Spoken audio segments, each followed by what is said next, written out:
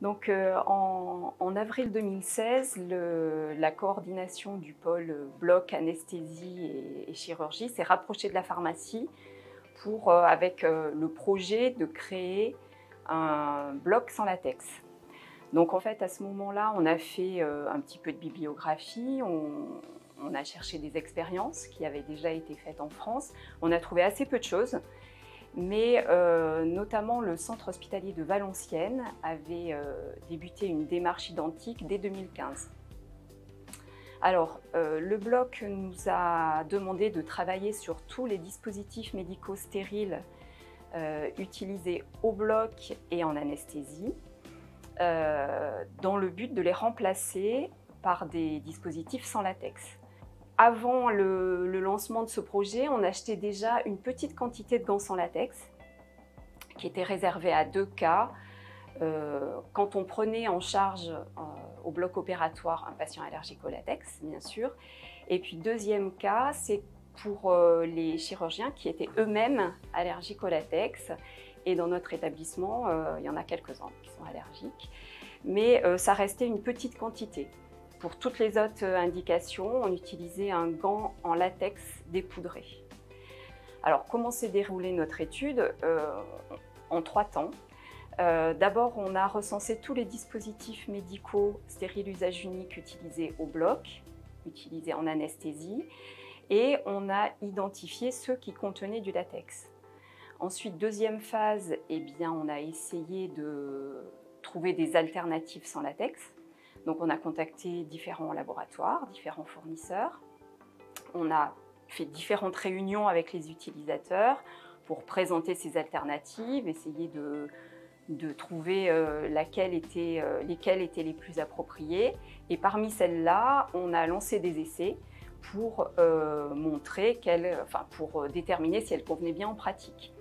Et puis la troisième phase, et non la moindre, ça a été d'estimer le surcoût lié au passage sans latex, de le présenter en Comedins afin qu'il soit validé par notre direction.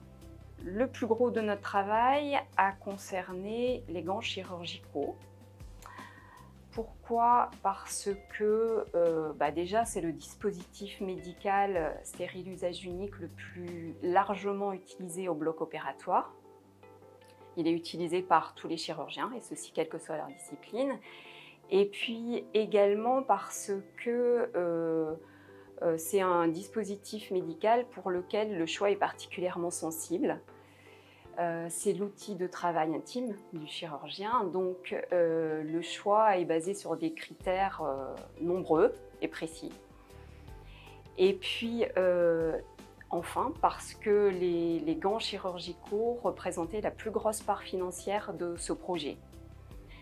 Parmi les difficultés qu'on a pu avoir, eh bien, déjà, c'est d'avoir l'adhésion de tous les chirurgiens pour laisser leurs gants en latex. Ensuite, eh bien, aboutir à un choix consensuel sur une seule référence de gants sans latex. Et puis, dernière difficulté, c'est le surcoût, qui n'est pas négligeable, mais qui doit être mis en balance toujours avec le coût de prise en charge d'un choc anaphylactique, puisque ce coût-là est important, il engendre des durées d'hospitalisation longues et donc onéreuses. Ça a été un travail assez long qui a mobilisé l'équipe du bloc, mais bien évidemment l'équipe de la pharmacie. On a un interne qui nous a largement aidés dans ce travail, et puis bien sûr tous mes collègues, les préparateurs, les autres pharmaciens qui ont largement participé à ce projet et qui ont permis son aboutissement. Enfin, notre travail s'est terminé en février 2019.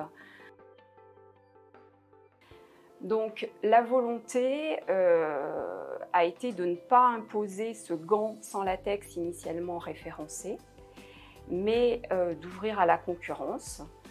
Donc on a contacté différents fournisseurs et on a lancé des essais. Chaque chirurgien devait tester les gants et il devait remplir une fiche d'évaluation où figuraient différents critères de choix qu'il devait noter. parmi ces critères de choix, il y avait la facilité d'enfilage, de double gantage, la sensibilité tactile, le confort, la tolérance cutanée, mais aussi la résistance à la déchirure, à la piqûre, et puis la qualité de préhension des instruments. Les essais ont été longs, ça n'a pas été toujours facile, il y a eu beaucoup de discussions nécessaires entre les différents chirurgiens, et puis aussi entre les chirurgiens et la pharmacie. Tout ça pour obtenir un choix sur une référence de gants.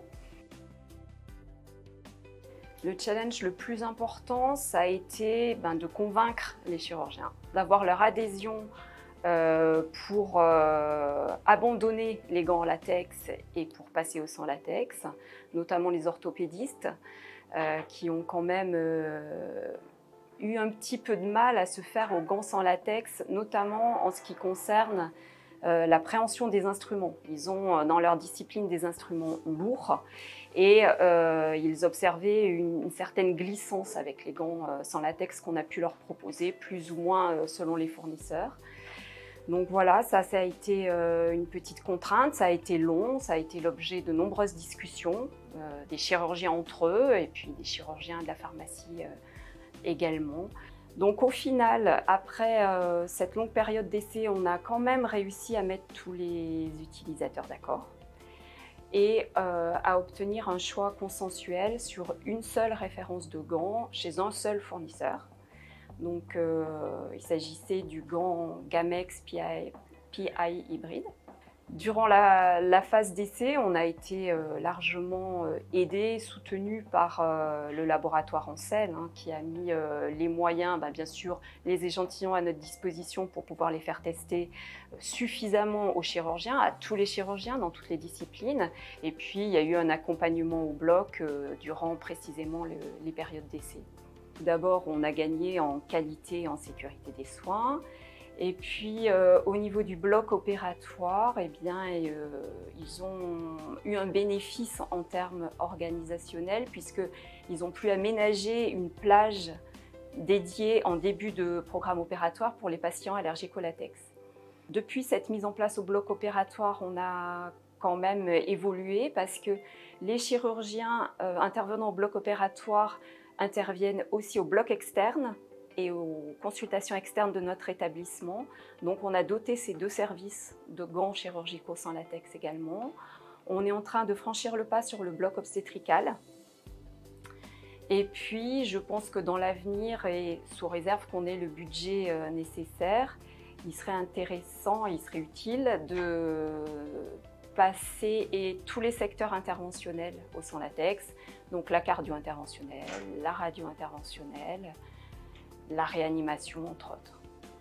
Au niveau du bloc obstétrical, effectivement, tout le pôle mère-enfant est engagé dans une démarche environnementale qui a été initiée par l'ARS Nouvelle-Aquitaine.